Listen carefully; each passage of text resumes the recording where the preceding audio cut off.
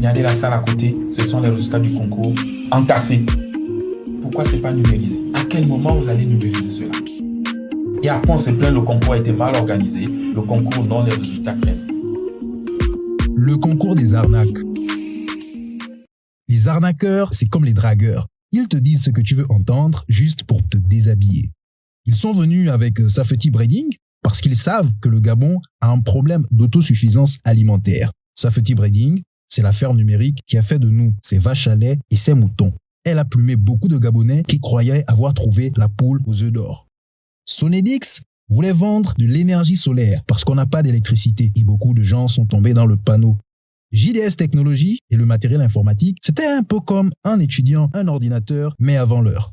Et avant eux, il y a eu la Postbank, BR Sarl et j'en passe. Ah non, Postbank, c'était une vraie banque, pas un montage financier pour escroquer l'argent des épargnants et de ses propres salariés. Mais bon, n'empêche que ces épargnants n'ont pas été épargnés. Mais alors, les arnaques, comment ça marche? C'est simple, on te demande d'investir de l'argent et on te promet parfois jusqu'à 40% d'intérêt sans risque. Genre, si tu achètes des citrons à 15 000 francs, que tu revends à 15 000 francs, tu gagnes un bénéfice net de 15 000 francs.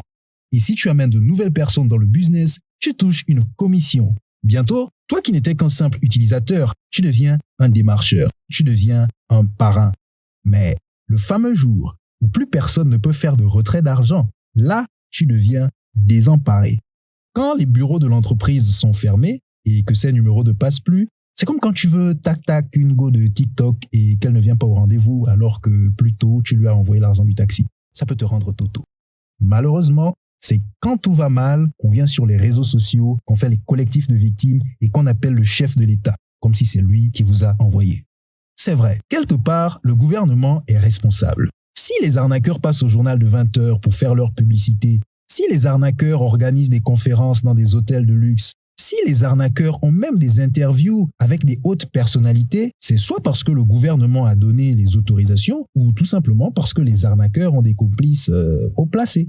Souvenons-nous des noms qui avaient été cités parmi les bâtisseurs de richesse, BR Sarl. Eh bien, malgré les décisions de justice, il n'y a toujours pas de suite favorable pour les plaignants. Les coupables, leurs complices et l'argent volé sont toujours en liberté. Et là, on se demande tous: qui les a libérés? Qui les a libérés? Malheureusement, c'est quand tout va mal qu'on découvre qu'il y a des centaines de Gabonais qui se sont associés et qui ont réussi à cotiser des centaines de millions de francs CFA pour donner à un escroc. Enfin, pour donner à un pasteur. Mais bon, relativisons. 100 millions, c'est quoi? C'est juste 10 000 personnes qui donnent 10 000 francs. Mais alors, gagnez votre argent par vous-même. Mettez-vous ensemble, faites une tontine, créez une entreprise.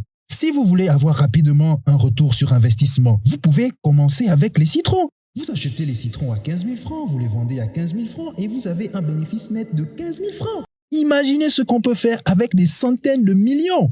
Et si vous êtes trop pressé et que le citron ne semble plus aussi juteux, vous pouvez vendre le piment. Moi, j'aurais pu faire comme la belle-sœur et démarrer un potager. Il paraît qu'avec 500 millions, elle a acheté les semences des plantes du paradis qu'elle arrosait avec de l'eau bénite. Cotiser des millions dans une arnaque, c'est comme participer à un concours. Pour passer un concours au Gabon, il faut payer au moins 20 000 francs de frais de dossier, 5 000 francs pour les photocopies en tout genre, les timbres, les papiers, les enveloppes, 5 000 francs pour le certificat médical, le casier judiciaire et l'argent du taxi. 20 000 francs de frais de dossier, c'est chaud. Et si on multiplie par 1000 candidats, par exemple, c'est quand même 20 millions qui rentrent dans les caisses du trésor. Avec 20 millions, on peut créer une vraie entreprise agricole et planter nous-mêmes le blé qu'on va donner aux poulettes qui vont nous plumer. Passer un concours, c'est parfois se faire arnaquer.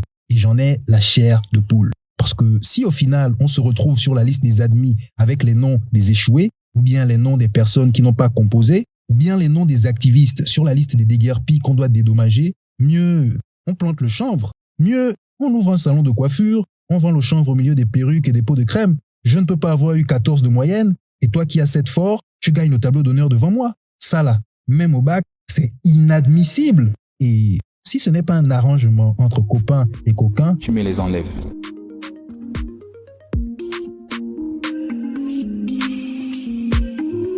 Il y a des Gabonais qui veulent travailler. Donc donnez à ces Gabonais la chance. Pourquoi on va rester toujours avec les mêmes qui traînent les bacs? On est fatigué, ça t'amuse. On rigole, moi ça m'amuse pas. Le pays a besoin d'avancer. On ne peut plus continuer comme ça. D'abord, on en a fait un pays de lettrés, de bureaucrates. Il y a une chose que vous ne connaissez pas des Gabonais. Il est capable de faire des choses, mais il veut faire ce qui lui plaît, lui. Dans sa tête, dans sa tête, dans sa tête, dans sa tête, dans sa tête.